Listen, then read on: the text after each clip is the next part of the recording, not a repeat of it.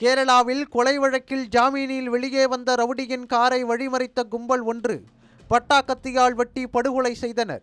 பட்டப்பகலில் பழிக்கு பழியாக ரவுடியை பட்டாக்கத்தியால் வெட்டி கொள்ளும் கொடூர காட்சிகள் வெளியாகி பரபரப்பை ஏற்படுத்தியுள்ளது.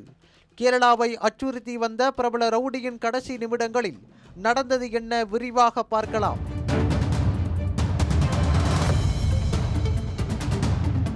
கேரள மாநிலம் கொல்லம் மாவட்டத்தில் உள்ள கருணாகம்பள்ளி பகுதியைச் சேர்ந்தவர் அலுவா அதுல். பிரபல ரவுடி கும்பலின் தலைவனான இவர் மீது கொலை, கொள்ளை முயற்சி உள்ளிட்ட பல்வேறு வழக்குகள் நிலுவையில் உள்ளன. கொல்லம் மற்றும் ஆலப்புழா மாவட்டத்தில் ஆள்கடத்தல், கட்ட பஞ்சாயத்து என ரவுடிசம் செய்து அச்சுறுத்தி வந்த அலுவா அதுல் கடந்த மாதம் 2025ஆம் ஆண்டு தனது எதிரியான ஜிம் சந்தோஷ் என்பவரை கொடூரமாக வெட்டி கொலை செய்துள்ளார். அந்த வழக்கில் கைதாகி சிறையில் அடைக்கப்பட்டவர் ஜாமீனின் வெளியே வந்து காவல் நிலையத்தில் கையெழுத்திட்டு வந்தார்.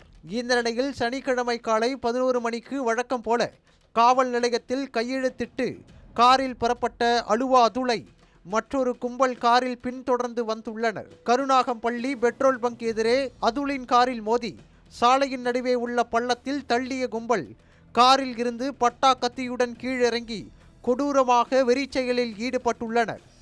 தனியாக சிக்கிய அதுலை 4 பேர் கொண்ட கும்பல் கண்டம் துண்டமாக வெட்டி கொடூரமாக கொலை செய்தனர்.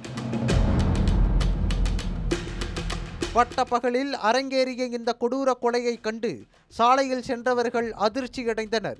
இச்சம்பவத்தின் கொடூர காட்சிகள் அருகில் இருந்த பெட்ரோல் பங்கின் சிசிடிவி கேமராவில் தெளிவாக பதிவாகி இருந்தது. கேரளாவை உலுக்கிய கொலையில் போலீசார் வழக்கு பதிந்து கொலையில் ஈடுபட்ட கும்பலை தனிப்படை அமைத்து தேடி வருகின்றனர். முதல் கட்ட விசாரணையில் சம்பவத்தில் ஈடுபட்டவர்கள் அதுலால் கொலை செய்யப்பட்ட ஜிம் சந்தோஷின் கூட்டாளிகள் என தெரிய வந்துள்ளது. அவரை காவல் நிலையத்தில் இருந்து ஃபாலோ செய்து வந்து திட்டமிட்டபடி பழிக்கு பழியாக வெட்டி சாய்த்துள்ளனர். சிசிடிவி காட்சி ஆதாரங்களின் அடிப்படையில் இந்த கொடூர கொலை சம்பவத்தில் சம்பந்தப்பட்ட 8 பேர் கைது செய்யப்பட்டுள்ளனர்.